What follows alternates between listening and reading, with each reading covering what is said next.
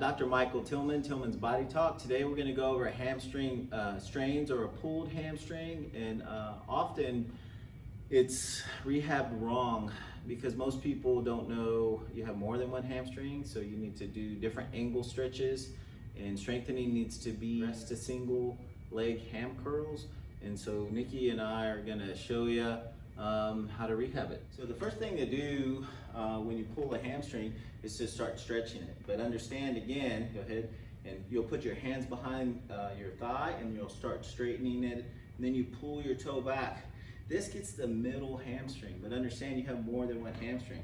So she'll do a couple, she'll do 2 or 3, she bends the knee, and then she goes back up, and then she bends the knee, and every time she goes up, she pulls that toe down to stretch, because you want to get the hamstring which goes over the knee, but the calf also goes over the knee, so they kind of cross over. So it's really important to include this part of it. You also want to do angles because you have more than one hamstring. So when you go out here, goes and pulls out, so he's stretching the inner hamstring here, and he'll do a couple. So in a perfect world, pulled hamstring, you're going 10 here, 10 here, and then 10 across here. This stretches the outer one, and you're doing that throughout the day. It's a real bad hamstring. I would love to have it every 2 to 3, 3 to 4 hours, 10 straight, 10 out to the side, 10 across the body. This is the first level. It's an unloaded stretch, so it's not very aggressive, but the next step will be a loaded stretch, and we'll kind of go over that next. Okay, the progression from an unloaded stretch to a stretch is something we call Michelle Kwan's, because it looks like the ice skater Michelle Kwan. But what you do is you stand on the injured leg and you get next to the surface and you reach out, and she'll demonstrate. See how she does this? This is a loaded stretch. She's trying to keep that right knee locked because that's the injured leg, and she's trying to stretch it and reach really far out. This will help you get support so you don't fall, so balance isn't an issue. But this is a good loaded stretch that you're gonna progress to after about a week of doing that unloaded stretch. Okay, the next progression is what we call a lunge stretch. It's a more aggressive stretch because there's more weight on it, so there's more load, but it really helps remodel the tissue. And what you're gonna do is you're gonna step out with the injured leg first. She'll step out, she'll put her hands down on the inside of the foot, and she'll go as far as she can, almost like she's gonna kiss the ground, and then she walks her hands back slowly. She starts putting her weight on the opposite leg and leans back, and as she does, she'll put her weight and lift that front toe up, and you can see this is an aggressive hamstring stretch. This is what you progress to. She'll do it one more time. She goes all the way down, and then she walks her hands back. She leans on the opposite foot and then lifts that front toe, and that's a really good aggressive stretch for the hamstring.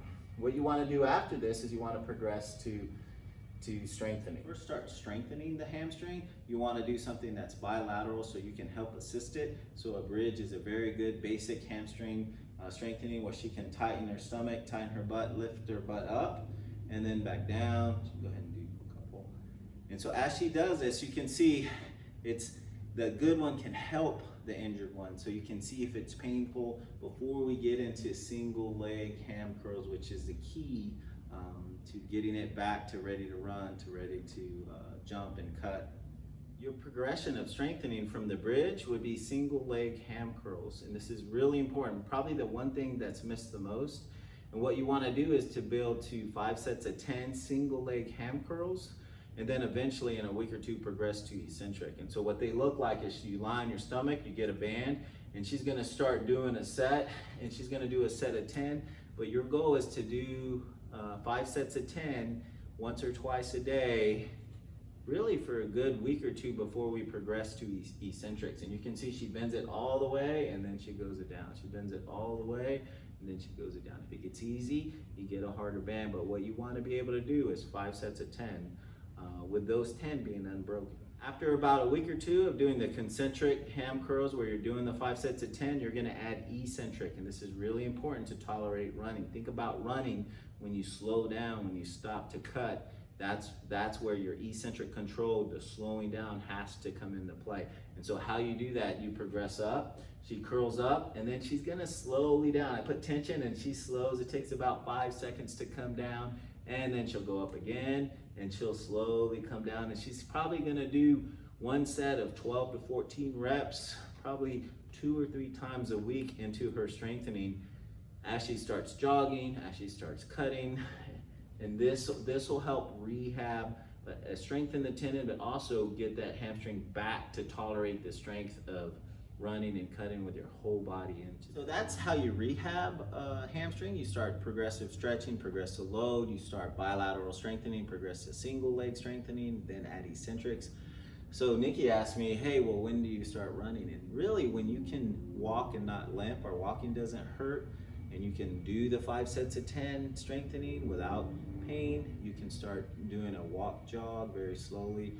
I don't want you to sprint until after you get a week or 2 of that eccentric reps, because that's going to tell me that the hamstring's strong and can tolerate. Understand, momentum in your body weight is a lot of force compared to a band, so you want to build it up. And that's what most people do, is they think, oh, it's pain-free, I can do bridges, I can go cut, and the force is tremendously different, and that's why they keep re-injuring it.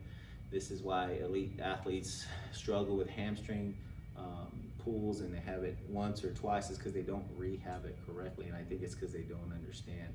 So again, my recommendation is to run probably after you do a week or 2 of eccentrics, start jogging, and then slowly progressing to S's, and then eventually cutting. And you'll know, because you'll feel it. It should be pain-free, and hopefully get you back to sport. That's Tillman's Body Talk on how to rehab a pulled or strained hamstring. Please like and subscribe to the channel.